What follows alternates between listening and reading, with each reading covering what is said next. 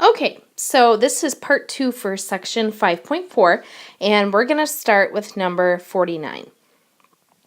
Okay, so 49 is 4x cubed minus 2x squared minus 12x.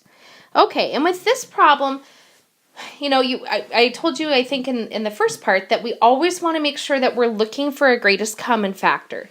So with this particular problem, I look to see what can I pull out, because I'm noticing I have all even numbers, and the smallest of those is 2. So I know for sure I can factor out a 2.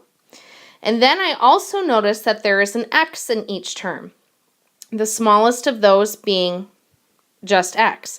So I know I can for surely factor out a 2x. And that leaves me with, on the inside, a 2x squared. 2x squared minus x minus 6. Okay. And now from this point, that 2x that's on the outside, this part, that is going to be part of our final answer. Okay, without a doubt. So from this point forward, you just continue to carry that 2x down. And then when I refer to the AC method, that is only going to be on this part right here. Okay, so for purposes, you can just think about carrying that all the way down. And then for the AC method, here I know that my A is equal to 2. Okay, my B is equal to a negative 1.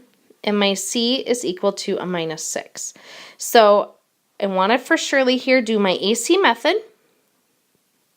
And the AC here is 2 times a minus 6, which is going to equal a negative 12. So now, what multiplies to 12 but adds to a negative 1? And so first factors that come to my mind are 4 and 3. Well, we know we want a negative 12. I know I want my middle term to be negative, so therefore I know that I'm going to have a minus 4, okay, in the middle. So the next step is to rewrite our equation, and we're going to split this middle term right up here, okay? That's what gets split into the negative 4 and the 3. So if you rewrite it all out now, it should look something like this. Okay, so we're going to go over here a little bit. So it'll look like a 2x, okay, and then you'll have a 2x squared minus 4x plus 3x minus 6, okay. And then on the inside parts, we now need to do a factoring by grouping, okay. So remember that 2x just stays on the outside. And what I do is I put a big fat bracket in here. And now we're going to think about separating our inside into our two groups. So I have 2x squared minus 4x. That's my first one. And then I have plus a 3x minus 6. Okay. And now that 2x just stays where it is. But we're going to go ahead and pull out our greatest common factors here. So here I can pull out a 2x. That's out of the first one. And that leaves me with an x minus 2.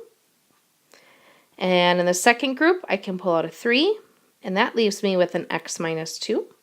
Oops, I wrote a 6. Yeah, get rid of that. Okay. Okay. And now you can see that you have that x minus 2 term repeating twice, so I can factor that out. So your final answer here, I'll see if I can squeeze all this in. It's going to be that 2x on the outside. Then you have an x minus 2. And then you have a 2x plus 3. Oofda. Just barely made it there. So that is that problem. So this here would then be your final answer. All right, and then for the last problem today, let's look at number 61. Okay, so for 61, we have 7p squared plus 13pq plus 6 q squared. Now, usually when we do these, having that second variable in there will oftentimes throw students for a loop, but you solve these the same exact way that we have been, okay? So don't really be concerned about that q. Just continue to think about, oh, AC method, that's what I need to work on here. So here, A is equal to 7, B is equal to 13, and C is equal to 6, okay? So now my AC is 7 times 6, which is equal to 42, okay? So now I need to think about multiples of 42 that add to 13. And this one, we're actually pretty lucky to have because we know that 7 plus 6 equals our 13. So we really don't even have to go any farther with this one here. So 7 plus 6 gives me my 13 here.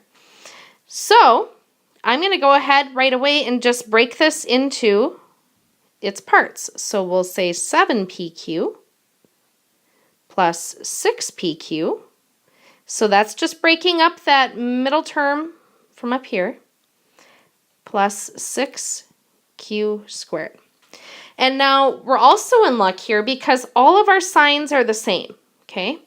So I'm just going to go ahead and break them into their groups. And because I guess all the signs are the same on this one, I'm going to just simplify that step a little bit. And I'm going to group them just like this, okay? Now, if there were negatives in here, we'd have to be a little bit more careful, but they're all positives. And then go ahead and just pull out your greatest common factor from each of those two groups. So the first one, I'm going to pull out a 7p, and that will leave me with a p plus a q. My second one, I can pull out a 6q, and that will leave me with a p plus a q.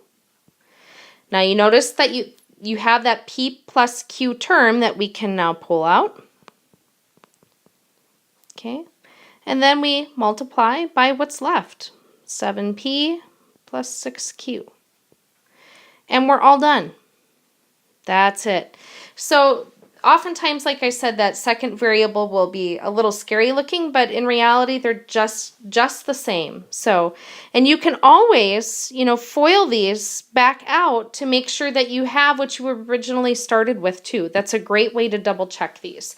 So I hope that helps. If you need more problems done, just let me know and I'm happy to do that. Okay, thanks.